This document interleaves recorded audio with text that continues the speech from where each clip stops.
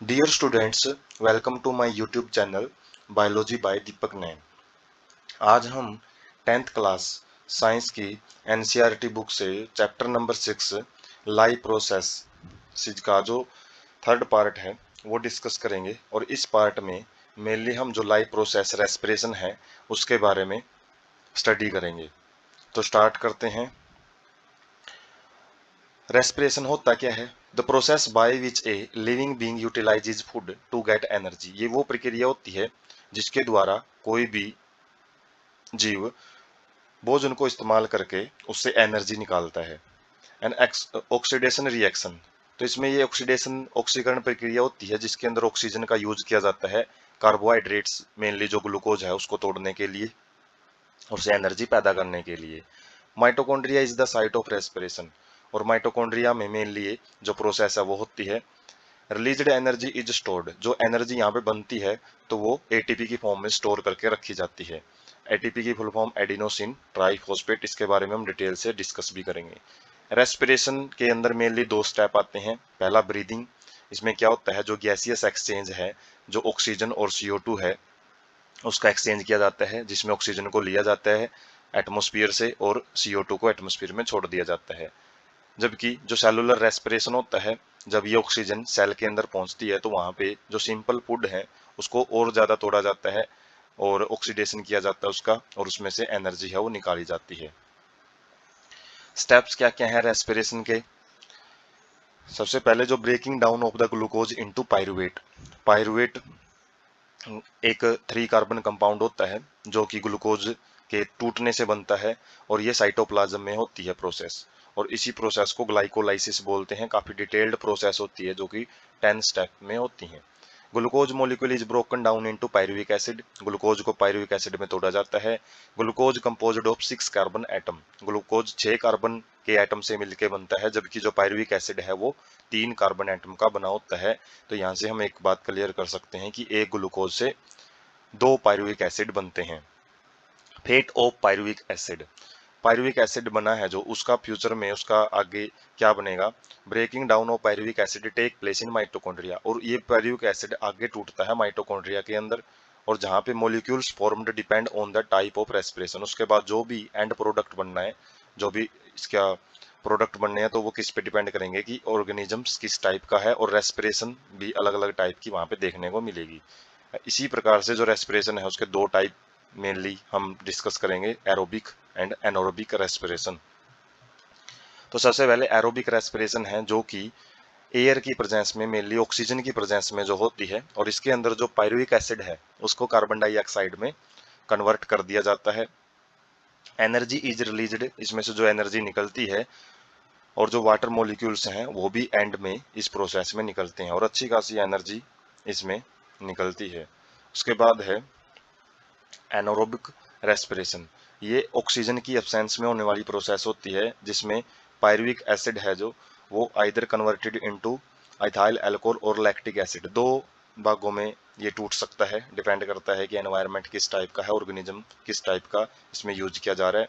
Ethyl alcohol formed in the case of respiration in microbes, कुछ सूक्ष्म जीव होते हैं जिसके अंदर ये एथाइल अल्कोहल बनता है, जैसे यीस्ट और बैक्टीरिया जब हम यूज करते हैं एरोबिक एनारोबिक रेस्पिरेशन के अंदर। जबकि जो लैक्टिक एसिड है वो भी कुछ सूक्ष्म जीवों में बनता है, जैसे जो और साथ में जो हमारी मसल्स होती हैं, मसल्स में जब हम विगरस एक्सरसाइज कर लेते हैं तो उस टाइम पे भी लैक्टिक एसिड की फॉर्मेशन होती है। Pain in leg muscles while running, पूछ लिया जाता है कि जब हम रनिंग करते हैं तो मसल्स में पेन क्यों होता है? Throbbing pain in the leg muscles during fast running और वैगरस एक्सरसाइज, जब हम फास्ट रनिंग करते हैं या फिर बहुत तेज फास्ट फास्ट एक्सरसाइज करते हैं तो उस केस में हमारी टांगों में जो मसल्स होती हैं उनमें दर्द होना स्टार्ट हो जाता है, तेज दर्द होता है, और ये किसकी वजह से होता है? Anaerobic respiration taking place in the muscles, ज़्यादा एक्सरसाइज करने की वजह से ऑक्सीजन की सप्लाई है वो बढ़ जाती है मसल्स में, लेकिन उसकी डिमांड बढ़ जाती है लेकिन सप्लाई इतनी ज़्यादा नहीं हो पाती है, जिसकी वजह से वहाँ पे एयर की कमी हो जाती है। During running energy demand for the muscle cell increases, जब हम दौड़ते हैं तो उस टाइम पे मसल्स में एनर्जी की डिमांड है वो काफ़ी बढ़ जाती है, कंपनसेटेड बाय एनारोबिक रेस्पिरेशन। और इसको दूर करने के लिए एनारोबिक रेस्पिरेशन वहाँ पे होता है जिसमें लैक्टिक एसिड बनता है इस प्रोसेस में। और जैसे जैसे लैक्टिक एसिड बनता रहता है तो उससे पेन है वो मसल्स में बढ़ता रहेगा। और जैसे ही हम थोड़ी देर रेस्ट करते हैं तो ये जो पेन है वो दूर चला जाता है, क्योंकि जो लैक्टिक एसिड है उसको ब्लड के द्वारा रिमूव कर दिया जाता है मसल से।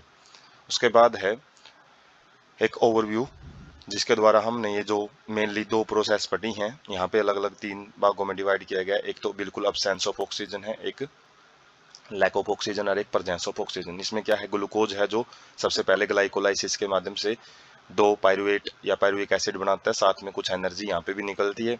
उसके बाद इसको तीन तरीके से तोड़ा जा सकता है, और मेनली जो ऊपर वाले तरीके हैं ये एनारोबिक रेस्पिरेशन में ही आते हैं, जिसमें कंप्लीट यदि अब्सेंस है ऑक्सीजन की उसमें इथेनॉल और कार्बन डाइऑक्साइड और कुछ अमाउंट एनर्जी की बनती है। जबकि लैक ऑफ ऑक्सीजन है, कुछ मात्रा ही ऑक्सीजन की यदि प्रोवाइड करेंगे तो उस केस में लैक्टिक एसिड और कुछ एनर्जी फॉर्मेशन यहाँ पे भी हो सकता है। जबकि कंप्लीट प्रेजेंस है यदि ऑक्सीजन की तो उस केस में कार्बन डाइऑक्साइड एंड वाटर बनता है, और साथ में अच्छी खासी अमाउंट है जो 36 to 38%, 38 जो एटीपी के मॉलिक्यूल हैं वो यहाँ पे बन सकते हैं। जबकि ऊपर वाले केसेज में 2 एटीपी ही बन पाते हैं। तो मैक्सिमम अमाउंट ऑफ एनर्जी है जो एरोबिक रेस्पिरेशन में ही बनती है। उसके बाद है एक और जो डायग्राम है वहां से भी समझ सकते हैं, ग्लूकोज को ग्लाइकोलाइसिस के माध्यम से पायरुवेट के अंदर तोड़ा जाता है, और ये जो प्रोसेस है एक साइटोप्लाज्म में होती है जो एनारोबिक रेस्पिरेशन है, जबकि एरोबिक रेस्पिरेशन माइटोकॉन्ड्रिया में होती है। एरोबिक रेस्पिरेशन में फर्मेंटेशन बोल दिया जाता है। इस प्रोसेस को दो टाइप होते हैं इसके, लैक्टिक एसिड जिसमें लैक्टिक एसिड बनता है तो उसको लैक्टिक एसिड फर्मेंटेशन, और जबकि जिसमें अल्कोहल बनता है तो उसको एल्कोहलिक फर्मेंटेशन भी बोलते हैं। जबकि एरोबिक रेस्पिरेशन है वो माइटोकॉन्ड्रिया में क्रैब साइकिल एक स्टेप आता है, और उसके बाद इलेक्ट्रॉन ट्रांसपोर्ट चेन के द्वारा जो एटीपी हैं वो प्रोड्यूस किए जाते हैं। उसके बाद है एरोबिक एंड एनारोबिक रेस्पिरेशन के बीच में डिफरेंसेस। तो जो रिएक्टेंट हैं, मतलब जो रिएक्शन में यूज किए जाते हैं एरोबिक और एनारोबिक रेस्पिरेशन में, तो ग्लूकोज तो दोनों जगह यूज किया जाता है, जबकि एनारोबिक रेस्पिरेशन में ऑक्सीजन की कोई जरूरत नहीं होती, जबकि एरोबिक में ऑक्सीजन यूज की जाएगी। जो एनारोबिक है इसके अंदर कंबस्टन इनकम्प्लीट होता है, ऑक्सीडेशन कंप्लीट नहीं हो पाता है। कंबस्टन मतलब दहन किसी भी चीज का कंप्लीट यूज किया जाना, जबकि वो अनकम्प्लीट रहता है एनारोबिक में, जबकि कंप्लीटली कंबस्टन हो जाता है एरोबिक रेस्पिरेशन में। एनर्जी है वो बहुत कम निकलती है एनारोबिक में 2 एटीपी, जबकि यहाँ पे 36 से लेके 38 एटीपी प्रोड्यूस होते हैं। प्रोडक्ट क्या क्या बनते हैं, जबकि एनिमल्स होते हैं उनमें लैक्टिक एसिड बनता है, जबकि ईस्ट के अंदर इथेनॉल और CO2 प्रोड्यूस होते हैं, और एरोबिक रेस्पिरेशन में कार्बन डाइऑक्साइड और वाटर हैं वो प्रोड्यूस होते हैं। लोकेशन कहाँ पे है, साइटोप्लाज्म में होता है एनारोबिक रेस्पिरेशन, और एरोबिक रेस्पिरेशन साइटोप्लाज्म के साथ माइटोकॉन्ड्रिया में भी होता है। और स्टेजेज क्या क्या हैं, इसमें ग्लाइकोलाइसिस और फर्मेंटेशन दो ही स्टेज आती हैं, जबकि यहाँ पे ग्लाइकोलाइसिस एक लिंक रिएक्शन रहती है, एक क्रैब साइकिल और इलेक्ट्रॉन ट्रांसपोर्ट चेन। ये काफ़ी डिटेल्ड में जो ये जो प्लस 11th क्लास होती है उसके अंदर जो रेस्पिरेशन इन प्लांट्स चैप्टर है उसके अंदर ये सारे जो रिएक्शन है वो कंप्लीट आती हैं। उसके बाद exchange of gases. Different organisms use different methods for intake of oxygen and expulsion of carbon dioxide.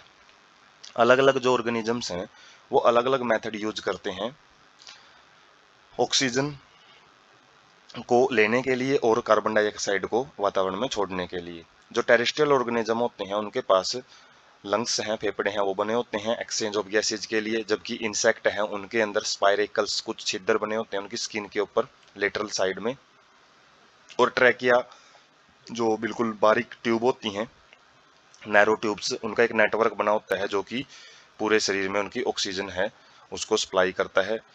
Gills are the respiratory organs for the fish.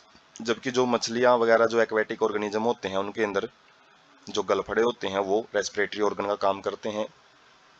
जो फीसिज हैं वो ऑक्सीजन कहाँ से लेती हैं, जो वाटर में डिजोल्व होती है उस ऑक्सीजन को यूज करते हैं। हालांकि वाटर में बहुत ही कम ऑक्सीजन डिजोल्व रहती है, मात्रा बहुत कम होती है, उसी ऑक्सीजन के बिहाफ पे एक्वेटिक ऑर्गेनिजम्स हैं वो जिंदा रहते हैं। जबकि जो कॉम्प्लेक्स एनिमल्स होते हैं उनमें respiratory system does the job of exchange of gases, उनमें कंप्लीट एक अलग से सिस्टम काम करता है जो हम उनके अंदर भी देखेंगे काफी डिटेल में। और diffusion is the method which is utilised by unicellular and some simple organism for this purpose. जो छोटे जीव होते हैं, सिंपल ऑर्गेनिज्म होते हैं या फिर यूनिसेलुलर ऑर्गेनिजम्स, वो रेस्पिरेटरी सिस्टम स्पेशल नहीं पाया जाता उनके अंदर। जो डिफ्यूजन, सिंपल डिफ्यूजन से ही वो अपनी बॉडी के जो भी मटेरियल है या गैसेज हैं वो एक्सचेंज करते हैं अपने एनवायरनमेंट के साथ में। और प्लांट्स के अंदर भी जो डिफ्यूजन है, एक जो हाई कंसंट्रेशन से लो कंसंट्रेशन जिसमें चीजें मूव करती हैं, बड़ी स्लो प्रोसेस होती है, वैसे इसी के द्वारा ही गैसेज का जो एक्सचेंज है वो किया जाता है। Comparison of breathing rate at land and in water. यदि हम जो जीव वाटर के अंदर रहते हैं और जो लैंड स्थल पे रहते हैं, तो उनके बीच में ब्रीथिंग रेट किस तरीके से अलग अलग पाया जाता है वो देखते हैं। Availability of oxygen is less in aquatic environment. जो वातावरण होता है, बल्कि जो जलीय वातावरण, उसके अंदर ऑक्सीजन बहुत कम सोल्यूबल होती है, जिसकी वजह से ऑक्सीजन की कमी वहां पे पाई जाती है। इसलिए एक्वेटिक ऑर्गेनिजम्स को जल्दी जल्दी सांस लेना पड़ता है, उनका ब्रीथिंग रेट फास्ट होता है। और जो टेरेस्ट्रियल एनवायरनमेंट होता है वहां पे अवेलेबिलिटी ऑफ ऑक्सीजन वो एक प्रॉब्लम नहीं है, क्योंकि ऑक्सीजन बड़ी अच्छी खासी अवेलेबल होती है एनवायरनमेंट के अंदर, 21% है, जिसकी वजह से ब्रीथिंग रेट स्लोअर होता है यदि हम एक्वेटिक ऑर्गेनिजम्स के साथ इनकी कंपैरिजन करें। तो टेरेस्ट्रियल ऑर्गेनिजम्स हैं वो एटमॉस्फेरिक ऑक्सीजन का यूज करते हैं सांस लेने के लिए, जबकि एक्वेटिक ऑर्गेनिजम्स होते हैं वो डिजोल्ड ऑक्सीजन को यूज करते हैं जो वाटर के अंदर कम मात्रा में रहती है। ह्यूमन रेस्पिरेटरी सिस्टम को हम डिटेल से देखते हैं। इसमें composed of a pair of lungs and A system of tubes. किस चीज का बना होता है ये? मेन तो जो रेस्पिरेटरी ऑर्गन है वो लंग्स होते हैं, फेफड़े ट्रायंगुलर स्ट्रक्चर होती हैं, थोरेसिक कैविटी में पाई जाती हैं, और कुछ ट्यूब पाई जाती हैं अलग अलग भाग में। और सबसे पहले जो भाग है रेस्पिरेटरी सिस्टम का या रेस्पिरेटरी ट्रैक का, वो नोस्ट्रिल होती हैं। नोस्ट्रिल क्या है? टू नोस्ट्रिल्स, जो छिद्र होते हैं नाक के, जिनको नथुने बोलते हैं, वो कन्वर्ज दोनों मिलके एक नेजल पैसेज, एक नेजल पैसेज मतलब रास्ता बनाते हैं, जिसके अंदर लाइंड बाय का मतलब जिसके अंदर हेयर और रिमेन्स वेट। और जो ये पैसेज है ये हमेशा इसको नमी वाला बना के रखा जाता है, गिल्ला करके रखा जाता है, किसकी वजह से? म्यूकस सिक्रीशन की वजह से।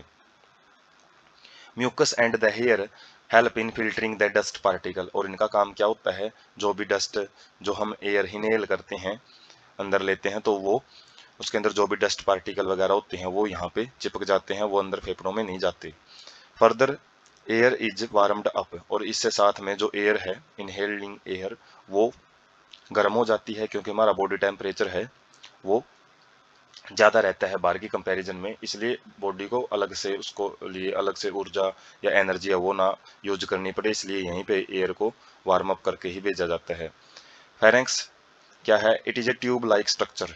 ये एक डाइजेस्टिव सिस्टम में भी हमने देखा था, जो कॉमन चैम्बर होता है जहाँ पे नेजल पैसेज और जो बकल कैविटी दोनों मिलके एक कॉमन रास्ता बनाती हैं फूड के लिए, एयर के लिए, और ये नेजल पैसेज से ही आगे की तरफ शुरू होता है। और फेरेंक्स के बाद लैरेंक्स होता है, जो कि वॉइस बॉक्स भी कहलाता है, क्योंकि इसके अंदर वोकल कॉर्ड लगे होते हैं, जिसमें से जब एयर बाहर छोड़ी जाती है तो उस टाइम पे वाइब्रेशन होती है उस एयर में। और टंग है जो हमारी बकल कैविटी के अंदर, वो अलग अलग जो भी साउंड है वो प्रोड्यूस करती है। Trachea, this is composed of rings of cartilage. ये ट्रैकिया को हम विंड पाइप भी बोल सकते हैं। और किसकी बनी होती है ये? इसके अंदर छल्ले लगे होते हैं कार्टिलेज के, रबड़ जैसी स्ट्रक्चर होती है ये। और कार्टिलेज की रिंग्स क्या करती हैं? फंक्शन पूछ लिया जाता है कई बार इनका, तो ये ट्रैकिया को कोलैप्स होने से बचाती है, पिचकने से बचाती है, जब इसके अंदर एयर नहीं होती है उस टाइम पे। Bronchi, a pair of bronchi comes out from the trachea. Trachea जब फेफड़ों में एंटर करती है तो दो भागों में डिवाइड हो जाती है, और one bronchus going to each lungs, और जिनमें से प्रत्येक जो ब्रोंकाई है वो प्रत्येक अलग अलग लंग्स में चली जाती है, राइट एंड लेफ्ट में। उसके बाद जो ब्रोंकिया है जैसे ही लंग्स के अंदर एंटर करती है तो अलग अलग ब्रांचेज में डिवाइड होती है, और डिवाइड होने के बाद लास्ट में बिल्कुल फाइन ट्यूब के अंदर वो कन्वर्ट हो जाती है, जिसको ब्रोंक्यूल्स बोलते हैं। ब्रोंक्यूल्स के एंड पे एल्वुलाई लगी होती हैं, ये एयर सैक्स होती हैं, हवा की थैलियां बोल सकते हैं। और इनकी जो मेम्ब्रेन है वो बिल्कुल थिन होती है, जहाँ पे ऑक्सीजन ब्लड के अंदर मिक्स हो जाती है, जबकि कार्बन डाइऑक्साइड है जो एयर प्रेजेंट होती है लंग्स में इन एलोलाई के अंदर, उसके अंदर ब्लड से उसको बाहर निकाल दिया जाता है, एग्जिट कर दिया जाता है। तो यहाँ से डायग्राम से समझ सकते हैं हम, जो रिंग्स ऑफ कार्टिलेज हैं ये ट्रैकिया है, ऊपर ये लैरेंक्स है, और इसी लैरेंक्स में वोकल कॉर्ड रहते हैं जो कि साउंड प्रोड्यूस करते हैं। और ये जो रिंग्स ऑफ कार्टिलेज है कोलैप्सिंग से बचाते हैं ट्रैकिया को। उसके बाद ट्रैकिया जब दो भागों में डिवाइड हो जाती है तो उसको ब्रोंकस बोलते हैं, और ये ब्रोंकस आगे जाके ब्रांचेज बनाती हैं, और लास्ट में जो बिल्कुल फाइन ट्यूब होती हैं उनके ऊपर एरोलाई बैलून लाइक स्ट्रक्चर लगी होती हैं, जो कि सरफेस एरिया है लंग्स का वो बढ़ाने का काम करती है, ताकि ज़्यादा से ज़्यादा मैक्सिमम एक्सचेंज है वो गैसेज का किया जा सके। तो ये अलग अलग नाम है जो हम मेन नाम ही याद रख सकते हैं 10th पॉइंट ऑफ व्यू से। जो 10th में जो ज़्यादातर चीज़ें पूछी जाती है उसमें ज़्यादा डिटेल नहीं है इसकी। उसके बाद है ब्रीदिंग मैकेनिज्म, जो सांस लेने की प्रक्रिया वो काम कैसे करती है। Breathing mechanism of lungs is controlled by diaphragm and intercostal muscles. जो सांस लेने की एक्टिविटी है वो लंग्स में दो मेन भाग काम करते हैं, डायफ्राम और जो रिब्स होती हैं हमारी अस्थिपिंजर होता है जो, और जो पसलियां हैं उनके बीच में मसल्स रहती हैं जिसको इंटरकोस्टलिस मसल्स बोलते हैं। डायफ्राम क्या है, एक मेम्ब्रेन है जो कि थोरेसिक चैम्बर को, जो छाती वाले रीजन को पेट वाले रीजन से अलग करता है।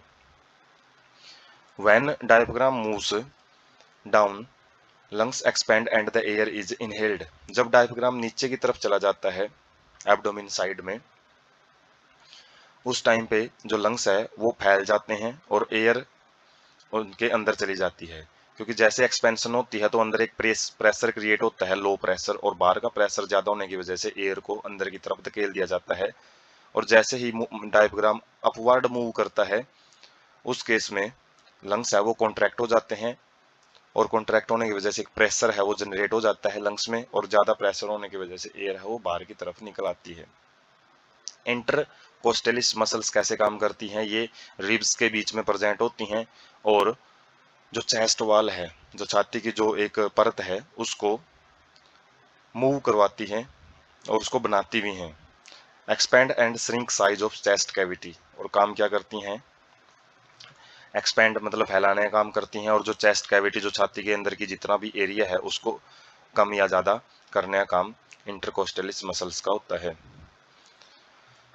अब जो हम अलग अलग एक्टिविटी है वो देख सकते हैं। जब हम सांस अंदर लेते हैं तो उस टाइम पे डायफ्राम है वो कॉन्ट्रैक्ट होता है, ऊपर की तरफ चला जाता है फेफड़ों की तरफ, और चेस्ट है वो एक्सपैंड हो जाती है इंटरकोस्टलिस मसल्स की वजह से, जिसकी वजह से जो वॉल्यूम है वो इंक्रीज हो जाता है, और प्रेशर है ये डिक्रीज हो जाता है, क्योंकि जैसे ही वॉल्यूम इंक्रीज हो जाता है तो प्रेशर कम हो जाता है ऑटोमेटिकली, और जिसकी वजह से एयर है वो बाहर से अंदर की तरफ लंग्स में एंटर करती है। और जबकि हम सांस जब बाहर छोड़ते हैं तो ये सारी प्रोसेसेस उल्टी हो जाती हैं, जिसमें डायफ्राम है वो रिलैक्स हो जाता है, नीचे की तरफ आ जाता है, और चेस्ट कॉन्ट्रैक्ट्स, चेस्ट है जो वो सिकुड़ जाती है इंटरकोस्टलिस मसल्स की वजह से, और जिसमें प्रेशर है वो डिक्रीज हो जाता है, वॉल्यूम है वो काफी डिक्रीज हो जाता है, जिसकी वजह से प्रेशर इंक्रीज होगा और एयर है वो बाहर की तरफ निकाल दी जाती हैं।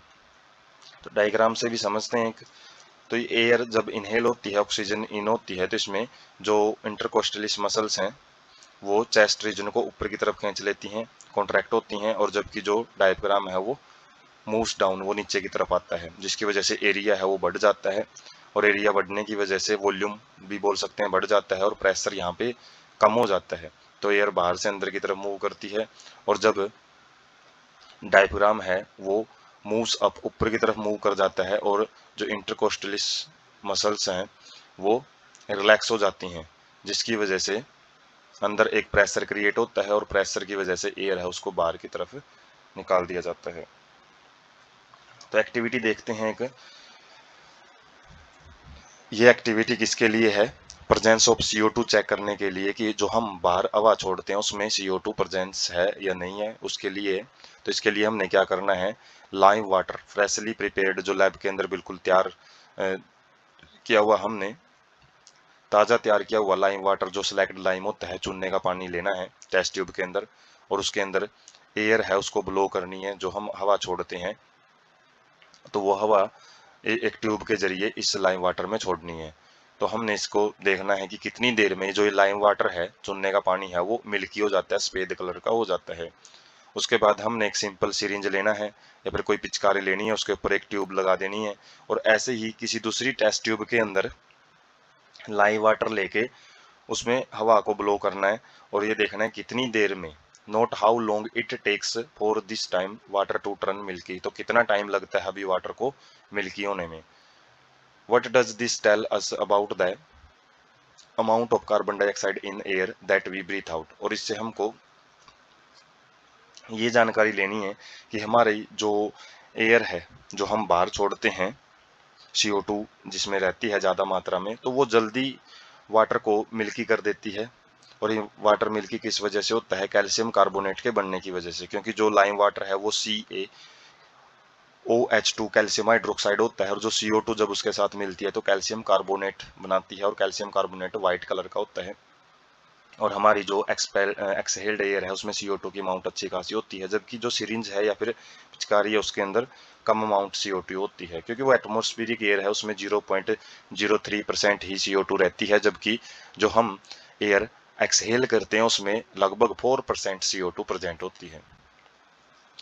और ये डायग्राम से भी यही समझ सकते हैं कि जो पिचकारी है ये नॉर्मल एयर है, इसमें एटमॉस्फेरिक एयर, और इसको ज़्यादा लंबे टाइम तक हमने जब ब्लो करेंगे तो ये वाटर लाइम वाटर है वो मिल्की होएगा, जबकि जो हम एयर माउथ से ब्लो करेंगे तो वो वाटर है वो जल्दी मिल्की हो जाता है, जो कि CO2 के अमाउंट को ज़्यादा शो करता है।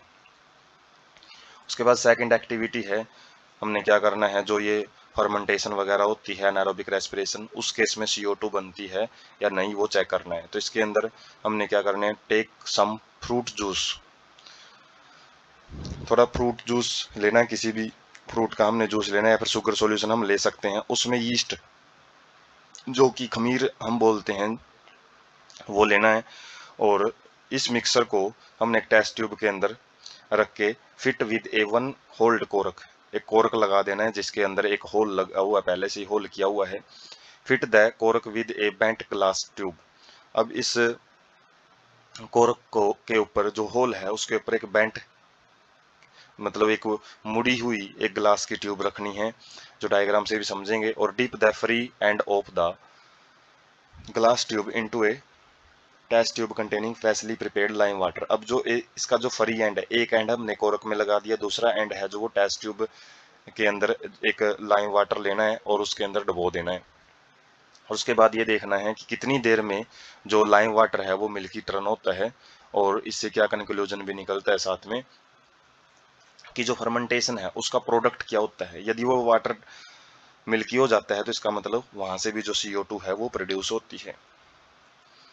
तो यही पिक है इसकी जो एक्टिविटी है, इसमें क्या किया गया है, एक टेस्ट ट्यूब के अंदर हमने ग्लूकोज और यीस्ट का सस्पेंशन मीडियम लेना है और इसके अंदर थिन लेयर ऑफ ऑयल भी रखनी है, ताकि जो एक अनारोबिक रेस्पिरेशन के लिए कंडीशन प्रोवाइड की जा सके, जो इसमें टेस्ट ट्यूब में एयर है वो इसके साथ मिक्स ना हो, ताकि अनारोबिक रेस्पिरेशन जो कंडीशन है वो प्रोवाइड की जा सके। और जैसे जैसे यहाँ पे CO2 प्रोड्यूस होगी तो वो बेंट ट्यूब के जरिए इस टेस्ट ट्यूब के अंदर लेके आनी है, जिसके अंदर ओनली लाइम वाटर है। और लाइम वाटर को ये देखना है कितनी देर में ये मिल्की या फिर चाकी या फिर व्हाइट कलर में कन्वर्ट होता है, और इसे पता लगता है कि जो फर्मेंटेशन एनारोबिक रेस्पिरेशन है उसमें भी CO2 प्रोड्यूस होती है। नेक्स्ट है ATP, जो कि एनर्जी करेंसी ऑफ सेल भी इसको बोला जाता है, मतलब जितनी भी जो एनर्जी होती है सेल के अंदर जो रेस्पिरेशन से बनती है तो उसको इसी फॉर्म में स्टोर करके रखते हैं। ATP की फुल फॉर्म एडिनोसिन ट्राइफॉस्फेट होती है, एक नंबर में पूछ ली जाती है। Composed of the phosphate group adenine and the sugar ribose, तो किस चीज का मिलकर बना होता है, इसके अंदर फॉस्फेट ग्रुप होते हैं, साथ में एडेनिन नाम की नाइट्रोजीनियस बेस होते हैं और साथ में शुगर होती है जो कि राइबोज प्रेजेंट होती है। राइबोज एक शुगर का टाइप है। सिंथेसाइज्ड बाय माइटोकॉन्ड्रिया, जो ATP है वो माइटोकॉन्ड्रिया के द्वारा बनाए जाते हैं, जो इसी वजह से माइटोकॉन्ड्रिया को पावर हाउस बोलते हैं, क्योंकि जितनी भी एनर्जी होती है बॉडी के अंदर वो माइटोकॉन्ड्रिया ही पैदा करते हैं। एनर्जी रिलीज्ड इक्विवेलेंट टू, जब एक मोल हम ATP का यूज करते हैं तो उससे 30.5 किलो जूल एनर्जी है वो रिलीज होती है। फंक्शन क्या है एटीपी के? Used for various cellular functions including transportation of different molecules across the cell membrane. जो एक्टिव ट्रांसपोर्ट होता है जिसमें सेल मेम्ब्रेन के अंदर या बाहर कुछ मॉलिक्यूल्स को भेजा जाता है, तो उसमें एटीपी का यूज किया जाता है। Supplying energy required for muscle contraction, जो भी हम एक्टिविटी करते हैं, चाहे वो बॉडी मूवमेंट्स हो, एक ही जगह पे बैठे बैठे मूवमेंट्स करनी हो, या फिर एक जगह से दूसरी जगह चल के जाना हो जिसको लोकोमोशन बोलते हैं, या फिर जो सर्कुलेशन है ब्लड का, उसके अंदर जो पंपिंग एक्शन प्रोवाइड किया जाता है हार्ट को, उसमें भी एटीपी यूज किए जाते हैं। Synthesising multi thousands types of macromolecules, और शरीर में भी काफ़ी कुछ डैमेज होता रहता है टाइम टू टाइम, और उसकी क्षतिपूर्ति के लिए, उसको कंपनसेट करने के लिए हजारों की संख्या में मैक्रोमोलिक्यूल्स हैं जो बनते हैं, वो भी एटीपी से ही एनर्जी लेके ही बनते हैं। Used as switch to control chemical reaction and to send messages, और साथ में जितनी भी सिग्नलिंग होती है माइंड से अलग अलग शरीर के अंगों को कंट्रोल करने के लिए और कुछ मैसेजेस वगैरह भेजने के लिए, वो भी एटीपी की मदद से ही हो पाती है। तो एटीपी का हम यहाँ से इंपॉर्टेंस देख सकते हैं।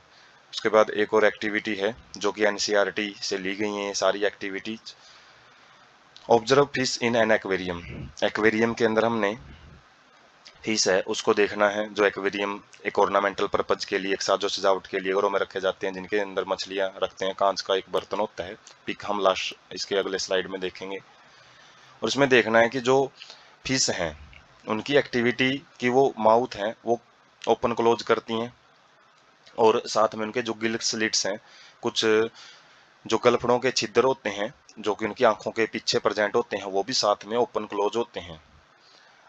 उसमें पूछ रहा है हमसे कि are the timing of the opening and closing of the mouth and the gill slits coordinate in some manner, क्या वो एक दूसरे के साथ मिली हुई एक्टिविटी है क्या दोनों? जो गिल स्लिट्स की ओपनिंग और क्लोजिंग और जो माउथ की ओपनिंग क्लोजिंग है, तो वो दोनों कोऑर्डिनेटेड वे में ही काम करती हैं। और हमने क्या करना है कि जो फिश है अपना ओपन और क्लोज करती है माउथ, तो उसको काउंट करना है कि कितनी बारी वो 1 मिनट में ओपन क्लोज करती हैं।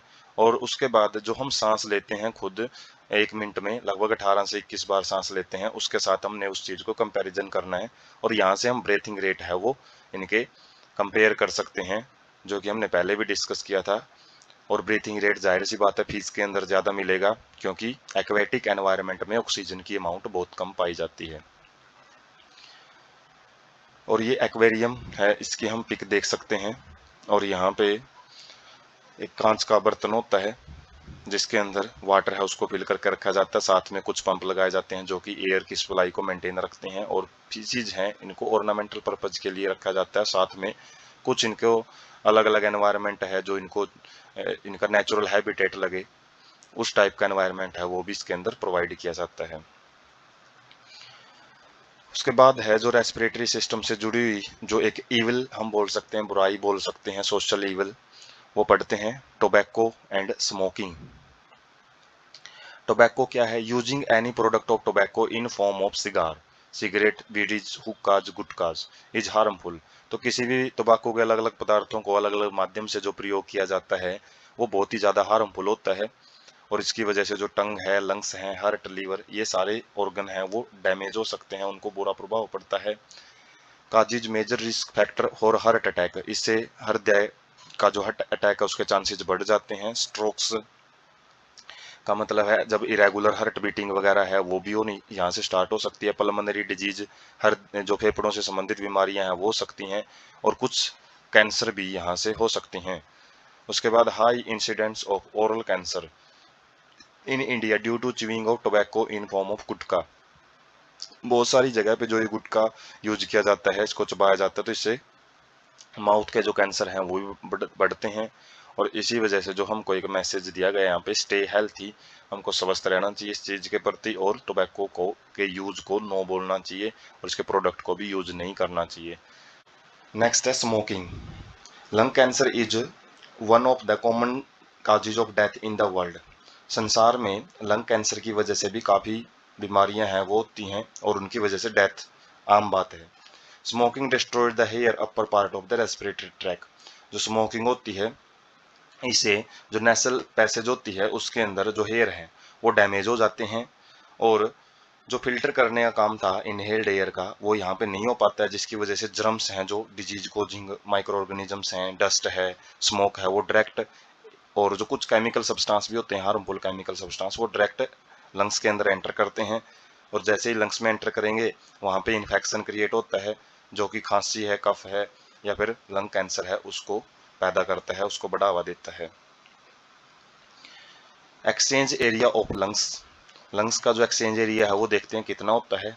यदि हम एल्वोलर सरफेस एरिया का मतलब है जो एल्वोलाई हैं, काफ़ी सारी होती हैं बैलून लाइक स्ट्रक्चर लंग्स के अंदर, इनको यदि हम फैला के देखें बाहर तो ये 80 मीटर स्क्वायर एरिया कवर कर सकती हैं, तो काफ़ी ज़्यादा एरिया होता है। और यदि बॉडी की एरिया के साथ कंपैरिजन करें, सरफेस एरिया जो बॉडी का, वो उससे 6 टाइम्स, उससे भी 6 गुना ज़्यादा होता है ये। तो इतनी बड़ी चीज़ है, फिर भी जो बॉडी है उसके अंदर कम जगह में स्टोर करके रखी जाती है। उसके अंदर ये ब्रांचिंग जो होती हैं अलग अलग ट्रैकिया वगैरह की, या जो ब्रोंकाई है उसकी, वो रोल प्ले करती हैं यहाँ पे। और इसका काम क्या होता है, to provide large surface available for the exchange to take place. जो एक्सचेंज ऑफ गैसेज हैं उनका एरिया बढ़ाने के लिए ही एलोलर सरफेस एरिया को इतना बढ़ा के रखा जाता है। If diffusion were to move oxygen in our body, यदि हम सिंपल डिफ्यूजन से हमारी शरीर के अंदर जो गैसेज हैं उनको मूव करवाने लग जाते हैं, तो इसको लगभग 3 साल लग जाएंगे। किस चीज़ के लिए, कि जो हमारे फेफड़ों में जो एयर है, जो ऑक्सीजन है, उसको जो टोज होते हैं, पाँव का अंगूठा होता है, उस जगह तक पहुंचने के लिए, एक बार पहुंचने के लिए 3 साल का टाइम लग जाता है। और इसलिए स्पेशल टाइप का जो रेस्पिरेटरी पिगमेंट है वो यूज किया जाता है। Diffusion alone can't take care of delivery oxygen to the all body parts of the complex organism. जो डिफ्यूजन है, केवल अकेले डिफ्यूजन से ही हम, डिफ्यूजन क्या होता है, हाई कंसंट्रेशन से लो कंसंट्रेशन, जो कि बड़ी स्लो प्रोसेस होती है। और सेल काफ़ी सारी होती हैं बॉडी के अंदर, यदि सेल टू सेल डिफ्यूजन हो और उसके बाद आगे तक ऑक्सीजन पहुंचानी हो हमको बहुत दूर तक, मतलब जैसे फेफड़ों से हमने जो पाँव का अंगूठा का एग्जाम्पल देखा है, तो उस तक काफ़ी टाइम लग जाता है। और इसके लिए ह्यूमंस के अंदर एक रेस्पिरेटरी पिगमेंट है जो हीमोग्लोबिन, जो रेड कलर का होता है, जिसकी ऑक्सीजन के साथ जो बाइंडिंग कैपेसिटी है वो काफ़ी ज़्यादा होती है। और ये हीमोग्लोबिन है रेड ब्लड सेल में, कॉर्पस्कल्स में पाया जाता है। और ये क्या करता है, ऑक्सीजन को एयर से लेता है लंग्स से, लंग्स के अंदर, और इसको अलग अलग जो टिश्यू है, ऑर्गन है, वहाँ पे पहुँचाया जाता है। जबकि जो कार्बन डाइऑक्साइड है वो वाटर के अंदर ज़्यादा सोल्यूबल होने की वजह से वो केवल ब्लड के अंदर घुल के ही उसका ट्रांसपोर्ट किया जाता है। जबकि ऑक्सीजन की सोल्युबिलिटी बहुत कम होती है, जिसके लिए रेस्पिरेटरी जो पिगमेंट है, हीमोग्लोबिन है, उसका यूज किया जाता है। जिसके बारे में जो ब्लड है, जो डिटेल है, जो सर्कुलेटरी सिस्टम के अंदर काफ़ी डिस्कशन हम करेंगे, जो नेक्स्ट पार्ट रहेगा।